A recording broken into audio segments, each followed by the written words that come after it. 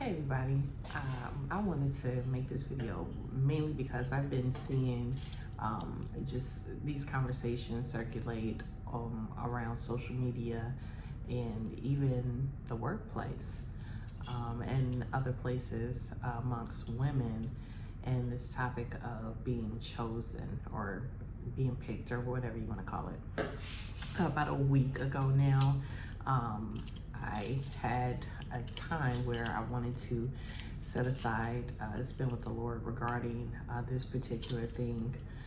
And I told the Lord, I said, I'm going to fast. I'm going to, set aside some time, for consecration, because I need to know, what's going on, or I feel that some type of way, why self-sabotage, why all these things. And he said to me, you can fast if you want, but I'm gonna tell you what the issue is. And he said that though you desire marriage, you desire companionship, all of those things, you're more concerned with the validation that you get from a man choosing you. And I've already chosen you, but that's still not enough for you. That hurt. So what I normally do when something hurts my feelings, I attempt to brush it off as just a negative thought that I had myself, and I'm too hard on myself. And I knew shortly after I knew it was the Lord talking to me, I got really fidgety and I got really, really uncomfortable, because deep down I knew that's what it really was. Not that I haven't met some okay guys, some nice guys, some good guys, but the real reason it wouldn't have mattered who it was. It's just that validation that I'm looking for from a man choosing me over all the other women that I was chosen over, that I've never been chosen over. And sitting with that and thinking back on all of the times where a guy didn't pick me, or he picked another girl over me, even married. Some of them had children with some of them over me, and just feeling like I wasn't good enough. I didn't fit somebody's aesthetic. That's, if I'm being honest, a lot of times that was the thing. I wasn't his type. I didn't have certain things going on for myself. I'm still here, single with no children. So it just feeds into the insecurities that you already have, and the questions of, why aren't you married? I thought you'd be married by now. When are you gonna have kids? When are you gonna do this? You're getting older, you're not getting any younger.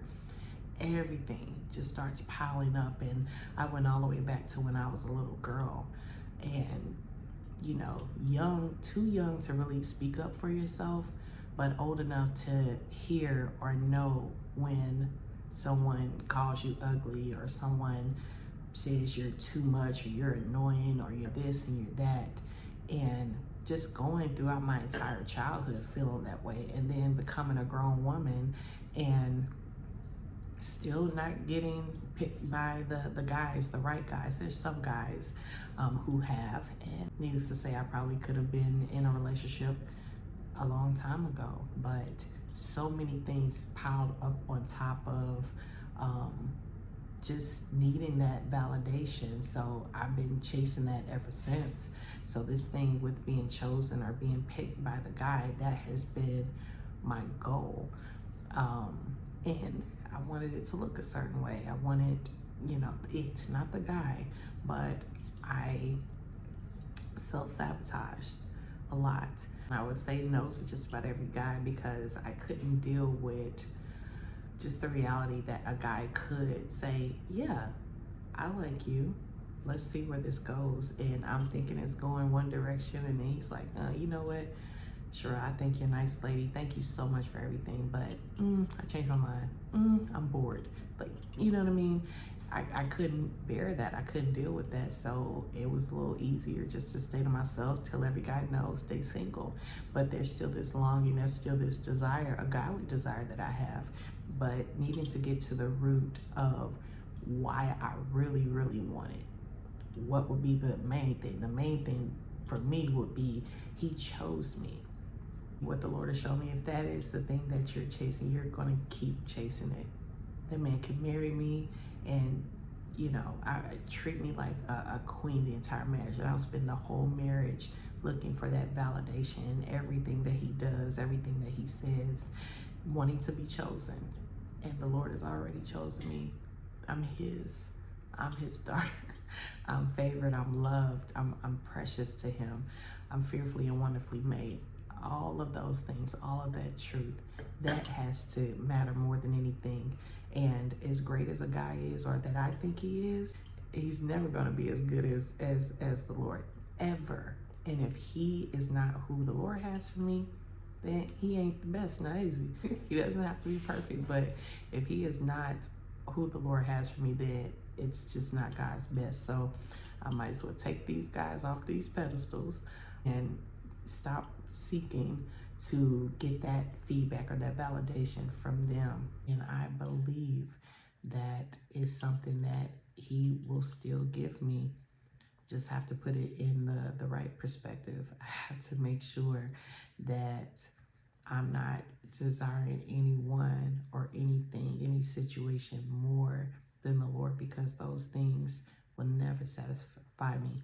Man will never satisfy me the way the Lord does. You know, the Lord knows what we are ready for. He knows what we can handle. And I know you get tired of hearing that, because I do too. He loves us so much. He's like, that good thing that I want to give you, he's like, I want to make sure it's good for you. I know what your fears are. I know why you cry a lot of nights. I see you. I see you. If no man ever does, I see you and I know you and I love you more than he ever could. That is what I want somebody out there to hear. Keep going to the Lord about this thing so that he can help you be the best version for the thing that you are desiring right now. If no one else does, if no one else appreciates you, if no one else thinks you're good enough, he sees you. He sees you and he loves you. He'll never make you feel less than. He'll never make you feel like you're not good enough. So be encouraged and just hold on. Keep praying, keep believing, do the work on yourself, or let the Lord do that, as a matter of fact. So y'all be blessed.